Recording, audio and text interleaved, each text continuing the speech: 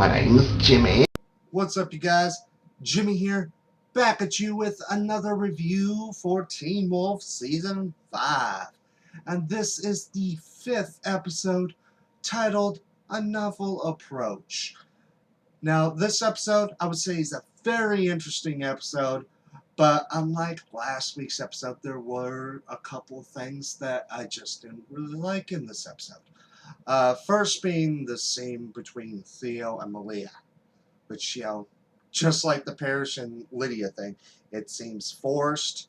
I'm pretty sure no one wants to even see this happen, because I honestly think Malia and Styles make a better couple.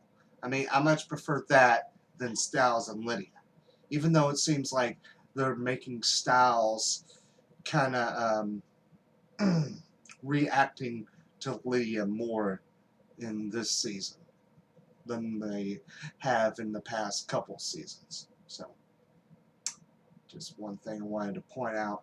And the other thing is that scene with Scott and Kira. Kira asking Scott to look at her with his other eyes and tell her what he saw. And he lies. When you see a kitsune, like, I don't know, I'll call it cloak around her, an aura, I guess you could call it. Because this is not a show that really lies like that.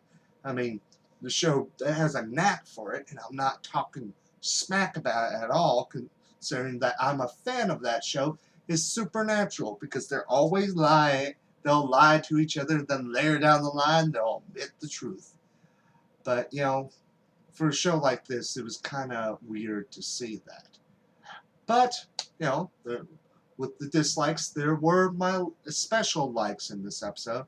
Which first, I guess I would have to point out the opening scene, the first part of this episode, when Styles is being chased by that one guy, which it has that feel of a horror movie.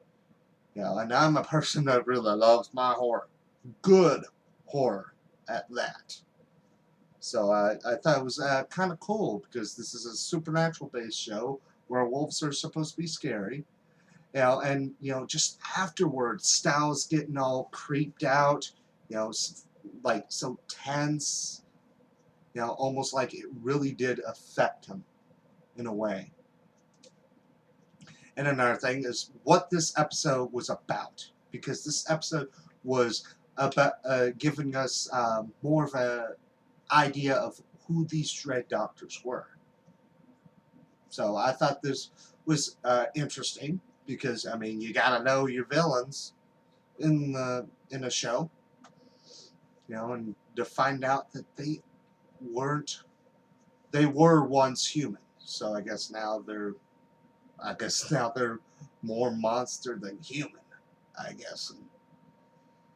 But this episode kind of does bring in a couple questions I have.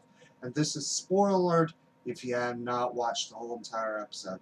One being, I guess I would have to point out, is the deal with the Desert Wolf.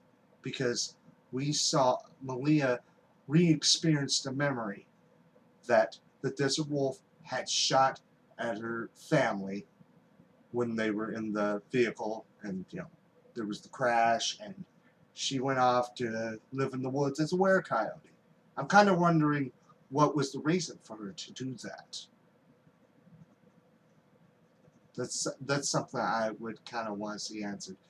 And the other question is the fact that the Dread Doctors took Dr. Valak's third eye.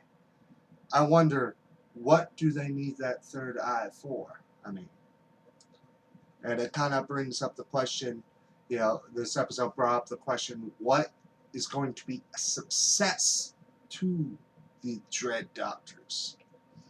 I guess we'll just see these episodes answered as the season go on. But like I said, overall it was a very interesting episode. Not always going to have just good things to say. But I'm looking forward to future episodes, hopefully getting my questions answered, and maybe seen some cool stuff along the way. And another thing I wanted to pull out is that we got to see, back on the show again, Tyler Posey's father, who played the doctor at Icon House, which I thought that was very, very cool to see in this episode. But yeah, that's pretty much my total thoughts on the episode. Let me know yours down in the comment section below. And also, I did get to see Ant-Man, so hopefully I'll try to see about getting a review done up for the movie.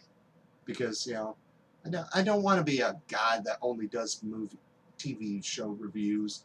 You know, I like to kind of change it up, you know, do movie reviews when I can. But, as always, my name is Jimmy. Until next time, bye.